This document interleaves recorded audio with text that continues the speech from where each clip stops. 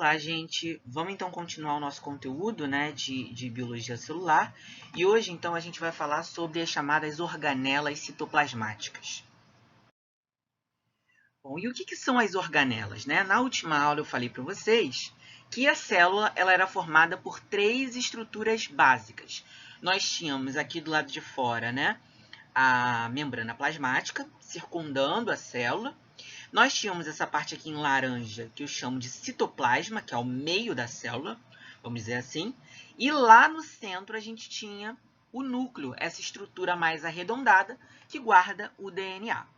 No citoplasma, que é essa parte aqui em laranja, fica um monte de estruturas, que nós chamamos de organelas. E por que são chamadas de organelas? Porque quando as pessoas olharam pela primeira vez, elas compararam dizendo que eram pequenos órgãos que a célula tinha ali dentro dela. Então, eu gosto de fazer essa comparação com vocês também. A gente não tem dentro do nosso organismo, né, diferentes órgãos, cada um com uma função? A célula é a mesma coisa. Ela tem diferentes estruturas aqui dentro dela, cada uma com uma função diferente. E a essas estruturas a gente dá o nome de organelas, tá? Por que a gente está estudando isso? Porque saber identificar as organelas é um assunto que é muito recorrente em prova de vestibular. Eu coloquei aqui que é muito recorrente na prova do CEDERJ, mas a UERJ também ama cobrar esse tipo de assunto. Então, a gente precisa separar aqui um tempo, né, dentro do nosso bloco de biologia celular para falar, então, dessas estruturas que são tão importantes e caem tanto em prova de vestibular. E aí, a primeira organela que a gente vai falar, e a mais importante, né, as duas que eu vou falar agora primeiro são as mais importantes, é a mitocôndria, a mais famosa, tá? Qual que vai ser a função da mitocôndria? A função dela vai ser produzir energia para a célula através de um processo chamado de respiração celular. Lucas, como assim? Essa célula é como se ela fosse como é que eu posso dizer? A caixa de força, a caixa de energia da célula. Toda vez que a célula precisa de energia, ela vai recorrer à mitocôndria. E é a mitocôndria que produz essa energia, tá? E ela faz isso através de um processo de respiração celular, que é o processo de produção de energia que acontece dentro da célula. Então, por exemplo, células nossas, né, tecidos nossos que gastam muita energia, é o caso do tecido muscular cardíaco, né, o do coração, que está sempre batendo, está sempre se movimentando, são tecidos que vão ser muito ricos em mitocôndria. Vai ter muita mitocôndria ali naquelas células, porque é um tecido que vai gastar mais energia mesmo. Os nossos músculos também, a mesma coisa. É um tecido que gasta muita energia. Como gasta muita energia, tem que ter muita mitocôndria para dar conta desse fornecimento de energia da célula. A mitocôndria, ela é uma organela muito especial porque ela tem características que tornam essa organela única, tá? Então, primeira característica, ela tem um DNA próprio. Lucas, como assim? A mitocôndria, ela tem um DNA que é separado, né? Nós vimos que o DNA das nossas células fica lá guardadinho no núcleo. Porém, as mitocôndrias, né, elas têm um DNA só delas, que é o DNA mitocondrial, que é essa argolinha que vocês estão vendo aqui no esquema. Tá bom? Então, essa é uma característica que torna a mitocôndria uma organela super especial, tá?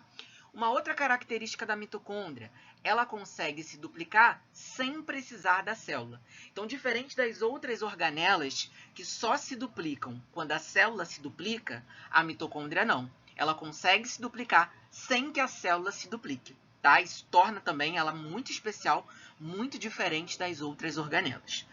A mitocôndria, ela também tem duas membranas, né? Então, se vocês olharem aqui, tem uma membrana externa, essa mais aqui de fora, mas ela também tem, ó, uma membrana interna, que é essa cheia de voltinhas aqui, tá bom? Isso também torna ela especial, porque a grande maioria das organelas só tem uma membrana. A mitocôndria e o cloroplasto, que eu vou falar daqui a pouco, são as únicas organelas que têm duas membranas. E existe um motivo para isso. Daqui a pouco eu explico para vocês que motivo é esse, tá bom? E por fim, a mitocôndria também tem seus próprios ribossomos, né? Eu ainda não falei para vocês o que é ribossomo, mas guardem aí na cabeça de vocês. Diferente das outras organelas que dependem dos ribossomos da célula, a mitocôndria não. Ela tem os próprios ribossomos, né? E isso dá uma independência para essa organela, tudo bem? Uma outra questão que é importante a gente falar da mitocôndria é que só as células eucarióticas, ó. Só as células eucarióticas é que terão mitocôndria, tá? Lembram que eu falei para vocês que a gente dividia as células em eucarioto e procarioto? Então, só as células eucarióticas de organismos mais complexos é que vão ter a presença dessa mitocôndria. Então, por exemplo, bactéria não vai ter mitocôndria, tá bom? A função e as características da mitocôndria são essenciais para vocês conseguirem fazer questões de vestibular. Por isso, eu vou pedir para que vocês foquem muito nisso que foi acabado de dizer. Bom, além da mitocôndria, a gente também tem o cloroplasto, né, que é uma outra organela muito especial também. Qual que é a função do cloroplasto? Produzir glicose, né, carboidratos de uma maneira geral, para a célula, através de um processo muito conhecido nosso, chamado de fotossíntese, tá? Então, de forma bem simples, o cloroplasto é responsável por fazer a fotossíntese. É nele que a fotossíntese vai acontecer, tá bom? O cloroplasto, ele também tem algumas características que tornam ele muito especial. Da mesma forma que a mitocôndria, ele também tem um DNA próprio, ele também consegue se duplicar sem precisar da célula, ele também tem duas membranas. Então, se vocês olharem aqui, né, tem a membrana mais externa e a membrana mais interna desse cloroplasto, né? E ele também tem seus próprios ribossomos. E aí vocês vão ficar me perguntando assim, ué, Lucas, mas mitocôndria e cloroplasto, os dois têm as mesmas características? Sim. E existe um motivo para os dois terem essas características. Na próxima aula eu vou explicar para vocês que motivo é esse, tá bom? Mas guardem isso na cabeça. Os dois têm essas mesmas 4 características que diferenciam eles das outras organelas. Uma outra coisa importante da gente falar aqui dos cloroplastos é que apenas células vegetais vão ter essa organela. E aí isso é óbvio, né? Se é uma organela responsável pela fotossíntese, animal não faz fotossíntese. Ser humano não faz fotossíntese. Logo, só células vegetais vão ter cloroplasto. Tudo bem, gente? Bom, a próxima organela, então, importante, né? São os ribossomos, que eu já tinha comentado com vocês quando eu falei lá da mitocôndria. Qual que vai ser a função do ribossomo? A função do ribossomo é produzir proteínas para a célula através de um processo chamado de síntese proteica. Gente, é muito importante. Aqui na aula, né, a gente tenta facilitar para vocês, a gente tenta transmitir o conhecimento para vocês em miúdos. Mas é muito importante que vocês decorem esses nomes mais específicos, tá? Por exemplo, síntese proteica, que é o processo de produção de proteínas, tá? Então, quem faz isso é o ribossomo. Ele produz proteínas através da síntese proteica. Por que que a função do ribossomo ela é tão importante? Porque, basicamente, tudo o que acontece dentro da célula depende de proteína. Tudo. Se a célula não consegue produzir proteína, ela morre, tá? Porque as proteínas elas cumprem um papel super importante dentro da célula. Como o papel do ribossomo é super importante, todas as células vão possuir ribossomos. Lucas, até a célula procariótica de bactéria vai ter ribossomo? Sim, até a célula procariótica de bactéria vai ter ribossomo. Isso para vocês verem o quão importante é a função do ribossomo. Até os indivíduos mais simples vão ter ribossomo porque ele tem um papel super importante. E aí, só para vocês terem uma ideia do quanto é importante, existem alguns antibióticos, né, aqueles remédios que a gente toma para matar a bactéria. Existem alguns antibióticos que a ação dele é justamente inibir, parar o funcionamento dos ribossomos da bactéria. Tá? E aí a bactéria, como ela não consegue produzir mais proteínas, ela acaba morrendo. Então, só para vocês verem como que é importante a função desses ribossomos de estarem sempre produzindo proteínas. Bom, outra organela, então, que a gente vai falar é a parede celular. A parede celular é como se fosse um capacete, né? Uma camada externa aí que reveste alguns tipos de células. E a função dessa parede é justamente proteger a célula, dar rigidez a ela, tá? Apenas bactérias e vegetais vão possuir parede celular. Lucas, então célula animal, célula de ser humano, Não vai ter parede celular? Não. Justamente por conta disso, a gente acredita que essas células de animais, né, elas são um pouco mais sensíveis a algumas variações ambientais, justamente por elas não terem essa parede celular que dão essa proteção extra para elas. Tudo bem? Essa parede celular, gente, ela pode ser feita de diferentes materiais. Então, nas plantas, por exemplo, essa parede é feita de um carboidrato chamado de celulose. O mesmo carboidrato que a gente usa para fazer papel, né? Já nas bactérias, né? Essa parede celular ela é feita de outros materiais, como carboidratos, como proteínas glicosiladas e etc. Bom, uma outra organela importante é o retículo endoplasmático rugoso. O nome parece complexo, é complexo, mas com o tempo vocês acostumam, tá? Retículo endoplasmático rugoso. Qual que é a função do retículo endoplasmático rugoso? É produzir proteínas para fora da célula, através de um processo chamado síntese proteica. E aí vocês vão me perguntar, né, Lucas? Mas você acabou de falar para a gente que quem fazia a síntese proteica eram os ribossomos. Agora você está dizendo para mim que é o retículo endoplasmático rugoso. Pois é, gente, mas aí é que vem o negócio. O retículo endoplasmático rugoso, ele só tem essa função de produzir proteínas porque ele tem ali colado nele quem? O ribossomo. Estão vendo aqui, ó? Nesse esquema, né? Estão vendo que aqui é o retículo endoplasmático rugoso e tem uma série de pontinhos aqui colados neles.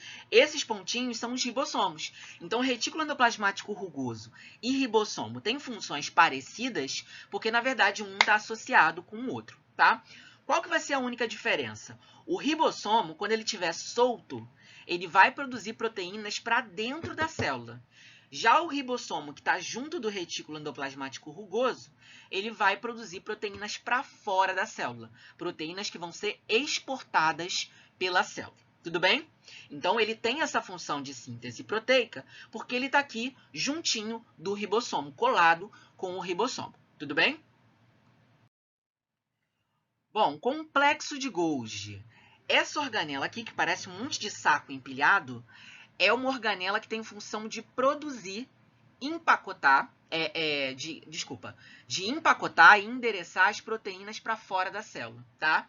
Então, lembram que eu falei para vocês que o retículo endoplasmático ele produzia proteínas para serem jogadas para fora da célula? Antes dessas proteínas serem jogadas para fora, elas precisam ser empacotadas e endereçadas. E quem faz isso é o complexo de Golgi. Então, pensem no complexo de Golgi como se fosse um correio da célula, né? Tudo aquilo que precisa ser jogado para fora, que precisa ser exportado, tem que ser passado primeiro pelo complexo de Golgi, para ele empacotar e endereçar essas proteínas para fora da célula. Então, por isso que o complexo de Golgi ele atua muito ali em parceria com o retículo endoplasmático rugoso, porque eles têm funções ali que se complementam. Tudo bem? E aí aqui eu coloquei só um esquema para a gente ver como é que essa complementação acontece. Então, toda vez que a célula quer produzir uma proteína e quer jogar essa proteína para fora, essa proteína é produzida aqui no retículo endoplasmático rugoso, tá? Depois o retículo joga essa proteína lá para o complexo de Golgi. O complexo de Golgi empacota e endereça essa proteína para ela saber para onde ela tem que ir. Depois que o complexo de Golgi faz esse empacotamento, a célula, então, joga essa proteína para fora através de bolsas de secreção, tá bom? Isso aqui é muito importante, por exemplo, para alguns tipos celulares nossos que precisam produzir proteínas constantemente. É o caso das nossas células pancreáticas. As células do nosso pâncreas produzem uma proteína muito famosa, que com certeza vocês já devem ter ouvido falar, que é a insulina. Então, a nossa célula do pâncreas, para ela conseguir produzir a insulina é produzida exatamente desse jeito aqui. Primeiro, a insulina é produzida no retículo endoplasmático rugoso. Depois, a insulina, né, é jogada para o complexo de Golgi, que vai empacotar e endereçar essa insulina. E depois, essa insulina vai ser jogada para fora por essas células. E aí, ela cai na corrente sanguínea, onde ela vai atuar em diversos locais do nosso corpo. Tudo bem? Próximo organelo, então, que a gente vai falar são os lisossomos. encarem os lisossomos como se fossem um estômago da célula, né? Então, toda vez que a célula quer digerir ou destruir alguma coisa, ela manda lá para o lisossomo fazer esse papel de digestão intracelular, tudo bem? Esse tipo de função é muito útil, por exemplo, nas nossas células do sistema imune. Então, vocês sabem que as nossas células brancas do sistema imune, elas têm função de defender o nosso corpo. E como é que elas fazem essa defesa, né? Uma das formas de ela fazer essa defesa é fagocitando, ou seja, englobando os micro-organismos que invadem o nosso corpo. Então, digamos que tem lá uma bactéria invadindo o seu corpo, né? Vem a sua célula branca do sangue, né? Por exemplo, um macrófago, engloba essa bactéria, fagocita essa bactéria, e essa bactéria ela precisa ser destruída. Para onde que a célula vai mandar essa bactéria para ela ser destruída? Para o lisossomo, para o estômago da célula. E aí, essa bactéria, então, vai ser digerida, né? E a célula vai conseguir destruir essa bactéria através dessa digestão. Tudo bem? Então, o lisossomo é como se fosse esse estômago da célula. E aí a gente também tem o retículo endoplasmático liso, né? Nós tínhamos o retículo endoplasmático rugoso e agora nós temos o retículo endoplasmático liso. O que o retículo endoplasmático liso vai fazer? Primeiro, por que ele é chamado de liso? Porque diferente do rugoso, ele não tem ribossomo. Então, se vocês olharem aqui, não tem nenhum pontinho nele, né? Como o retículo endoplasmático rugoso, né? Esses pontinhos eram os ribossomos. No liso, eu não tenho esses ribossomos associados, por isso que ele é liso, tá? Qual que é a função do retículo endoplasmático liso? Desintoxicar a célula e produzir lipídios. Então, por exemplo, o retículo endoplasmático liso, ele cumpre uma função muito importante, por exemplo, nas nossas células do fígado. Vocês sabem que o fígado é um órgão responsável por essa desintoxicação do corpo. Então, as células do fígado vão ser células que vão ter muito retículo endoplasmático liso, que são responsáveis por fazer essa desintoxicação, tá bom? Bom, e aí, antes de falar disso aqui, né, do que a gente deve focar no vestibular, vou deixar claro para vocês que isso aqui foi um resumo do resumo. Naquele PDF que eu passei para vocês, tem outras organelas e tem uma tabela que é muito valiosa, que é um resumo de todas essas organelas, a função dessas organelas e onde você encontra essas organelas, né? Em que tipo de célula você vai encontrar elas, né? E é justamente essas informações que vocês vão precisar focar no vestibular. Então, é o nome das organelas, qual é a função principal dessas organelas e se essa organela existe em toda a célula ou se existem em células específicas. Isso vocês também vão ter que saber para o vestibular, tá? E aí naquela tabela que eu passei para vocês no PDF, que eu joguei lá no grupo, já tem todas as informações resumidas. É só vocês darem uma olhada lá naquela tabela para ter acesso a essas informações, ok? Gente, é isso. Na próxima aula, então, a gente vai falar de teoria da endossimbiose e vai falar um pouco mais sobre mitocôndrias e cloroplastos, tá?